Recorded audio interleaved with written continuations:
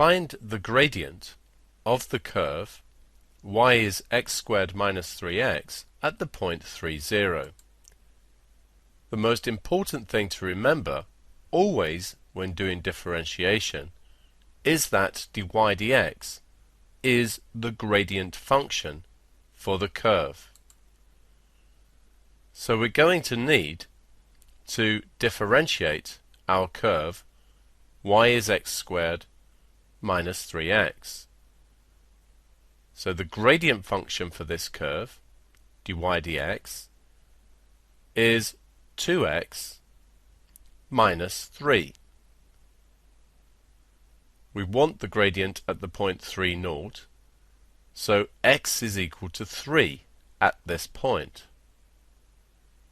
Substitute into the gradient function expression